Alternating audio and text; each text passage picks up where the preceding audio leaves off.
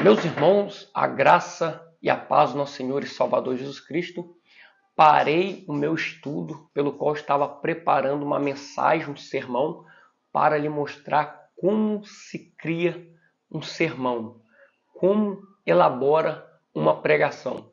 E nesse vídeo eu quero te mostrar alguns comentários bíblicos pelo qual estou usando. Só que antes de entrar no conteúdo desse vídeo, eu quero fazer um convite.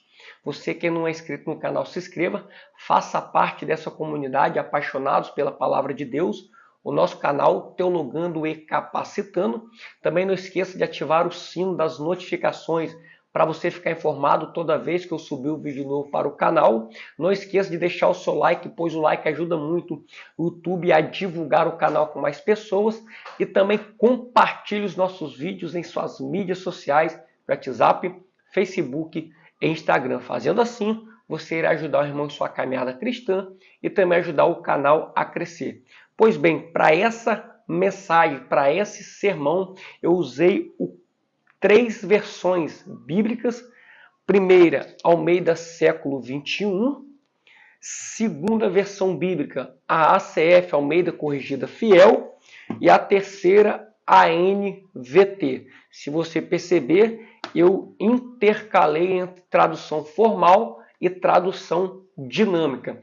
E os comentários bíblicos, o comentário de Efésios, de Hernanes Dias Lopes, que eu usei para pregação. Também usei o comentário Aplicação Pessoal do Novo Testamento pela CPAD, um ótimo comentário. Também usei o novo comentário bíblico do Novo Testamento pela Central Gospel. Também utilizei o comentário bíblico popular de William MacDonald do Novo Testamento. E também utilizei o comentário de Wisby do Novo Testamento, volume de número 6, da série de 6 volumes. Então, com esses comentários bíblicos, você consegue criar uma mensagem de grande proporção, podemos dizer. Uma mensagem poderosa, cheia de graça e de poder. Porque não é somente o conhecimento, mas também que Deus vem nos capacitar e a unção do Espírito Santo vem estar conosco na hora da ministração. Então, dito isso, vamos agora ver como é que ficou essa mensagem. Então, meus irmãos, estamos aqui, para mostrar como eu estou criando esse sermão, essa mensagem. O texto escolhido foi o texto, deixa eu botar aqui, de Efésios capítulo 2, que vai dizer, e vos vivificou, estando vós mortos em ofensas e pecados, em que no outro tempo andaste segundo o curso deste mundo, segundo o príncipe das potestades do ar, do espírito, que agora opera nos filhos da desobediência.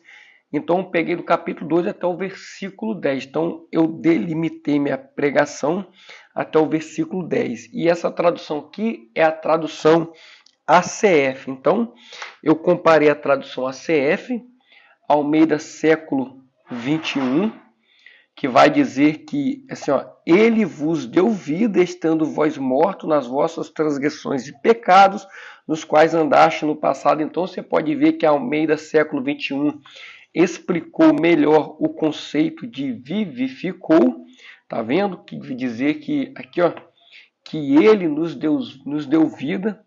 Então, eu li também aqui no Almeida século 21. E outra tradução muito interessante que eu li foi na NVT, que vai explicar melhor o significado do texto. Vocês estavam mortos por causa de sua desobediência e de seus muitos pecados, nos quais costumavam viver como o resto do mundo, obedecendo ao comandante dos poderes do mundo invisível, ou seja, o príncipe das potestades.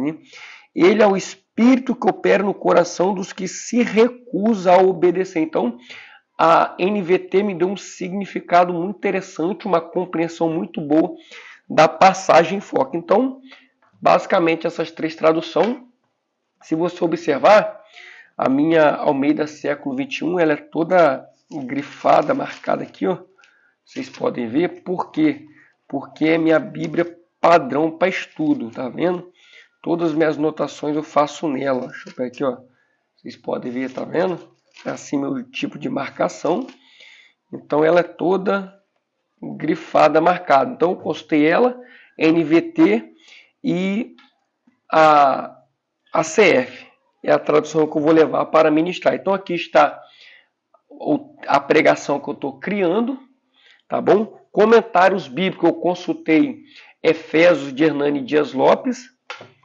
O comentário Aplicação Pessoal da CPAD do Novo Testamento. Também o comentário bíblico popular de William MacDonald. O comentário de Wisber, né, daquela série de 6 volumes. E também o novo comentário bíblico, Novo Testamento, da Central Gospel. Por que é interessante ter essas variedades de comentário? Por quê? O comentário de Efésios de Hernani Dias Lopes, ele é calvinista. O Wisber também é calvinista. O William MacDonald também é calvinista, embora eles não façam o calvinismo de cavalo de batalha. Então, eu estou com 2 arminianos para contrapor na questão soteriológica ali, no versículo 8 e 9, que vai ter essa questão, essa briga soteriológica, tá bom? Mas eu usei muito esse aqui de Hernani Dias Lopes, então você pode ver que eu coloquei aqui já, cadê minha caneta? Aqui o título, ó, Chamados da Sepultura para o Trono da Graça, Efésios 2, do 1 ao 10, que é o título, e da onde que eu peguei esse título? Eu peguei um insight do próprio comentário de Hernani Dias Lopes. Deixa eu entrar aqui, deixa eu ver que eu acho a página. Eu usei muitos comentários de Hernani Dias Lopes, então me ajudou muito. Ó. A Igreja de Deus, o povo chamado à sepultura para o trono. Então eu peguei essa parte aqui de Hernani Dias Lopes e apliquei ao título. Então eu vou basear toda a minha mensagem nesse tema. Eu entro com a introdução, o fator porque Paulo escreveu ao povo de Éfeso, a igreja que está, a igreja de Efésio. Então Paulo ele não está preocupado, querido, se é que nós podemos dizer assim, numa linguagem que todos entendam, com os problemas locais da cidade daquele tempo. Ele estava preocupado em levar as pessoas a entender o conceito espiritual, que é transcendesse, que ultrapassasse o terreno. Então, a grande preocupação de Paulo era isso. Então, ele vai relatar um estado em que, quando nós vivíamos no passado, no pecado, nós vivíamos como morto. O lugar de morto é na sepultura.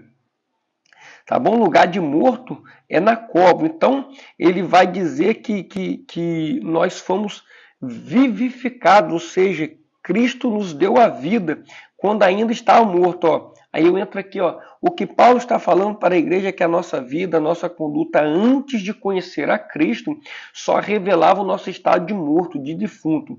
E lugar de morto, lugar de defunto é na cova, na sepultura. Mas ele vai dizer que esse mesmo poder que ressuscitou, que tirou Cristo do sepulcro, ressuscitando dentre os mortos, aí é o verso 19, 20, 21, em diante do capítulo 1 de Efésios, ele vai dizer que ressuscitou Cristo dentre os mortos, coroando com glória e honra, também atuou em nossa vida, nos tirando da sepultura e nos colocando assentados em lugares celestiais. Aí qual o significado da palavra? Que estavam mortos. Então, uma pessoa morta espiritualmente, querida, ela pode fazer coisa boa, como agradar a sociedade, ser bom pai, ser bom esposo, boa esposa, um cidadão do bem. Tudo que ele pode fazer é somente que agrada aos olhos dos homens, mas ele não faz nada que agrada a Deus, porque está morto em seus delitos e pecado. Então, da mesma forma ó, que uma pessoa morta fisicamente não responde a estímulos físicos, uma pessoa morta espiritualmente é incapaz de responder a estímulos espirituais. Aí eu coloco, mas tem uma notícia para te dar, onde eu vou fazer a aplicação para a igreja, porque a graça nos alcançou. Que graça é essa? Graça preveniente. Aquela graça que habilita o pecador a responder à oferta da salvação, à oferta do evangelho, que difere do monegismo, do calvinismo, que diz que foi um decreto de Deus, que a graça ela é incondicional. Mas não, querido. Aqui nós temos que crer. Ou a fé vem pelo ouvir a palavra de Deus. Uma vez que nós ouvimos a pregação do evangelho, nós somos habilitados a aceitar a oferta da graça. Porque antes de nós sermos habilitados, a nossa tendência era só rejeitar. rejeitar a oferta da salvação, já é da natureza do ser humano. Então Deus nos habilita a aceitar a salvação, tá bom? Pela graça sois salvos, por meio da fé não vem de vós, é dom de Deus.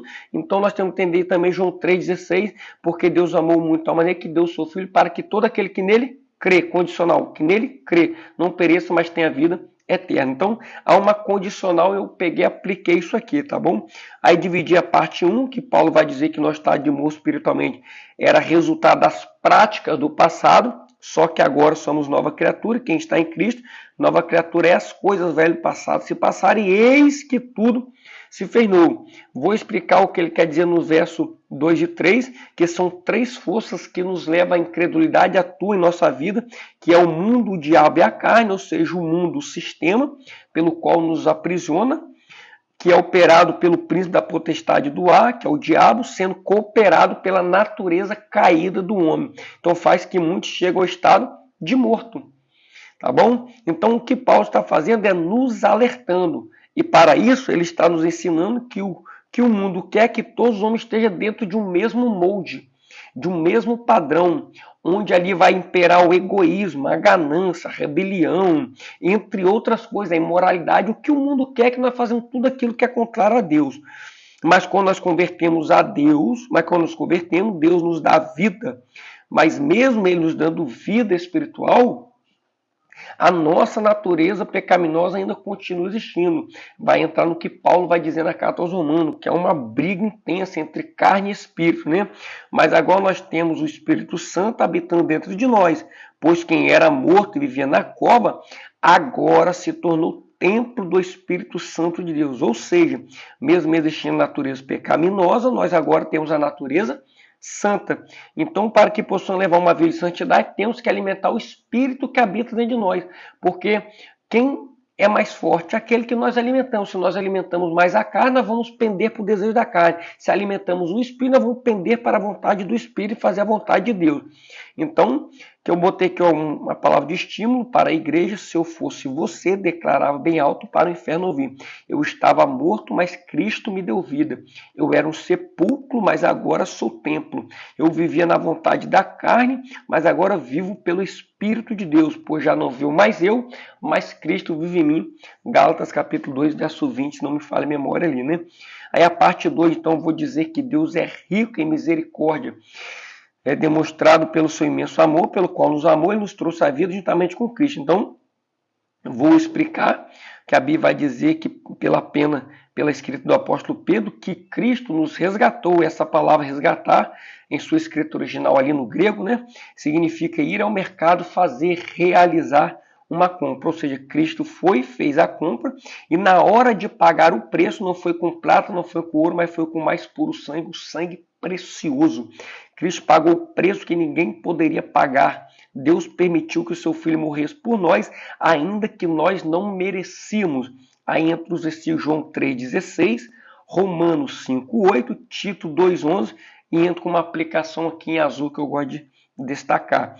Parte 3, eu vou pegar o versículo 8 e 9, onde há o embate soteriológico entre calvinista e arminiano. Não vou adentrar no assunto. Primeiro, porque eu vou ministrar para uma congregação pelo qual eu dirijo, que eu tomo conta, que Deus confiou através da vida do meu pastor presidente, e ali, como está nascendo, eu não vou entrar nessa briga teológica. Eu vou passar em cima, explicando, mas sempre acentuando o meu ponto de vista, para que eles possam entender.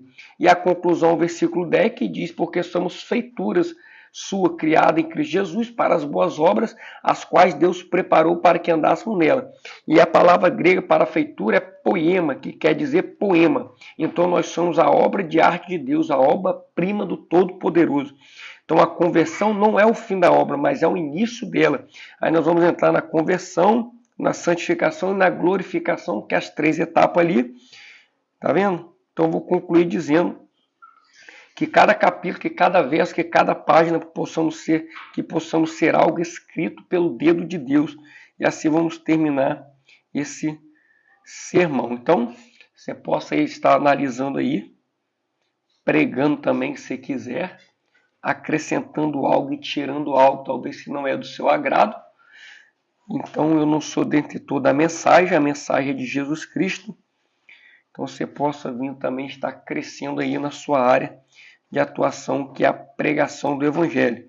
Então, meus queridos irmãos, basicamente é isso. Que Deus lhe abençoe. Até o próximo vídeo, em nome de Jesus. Amém.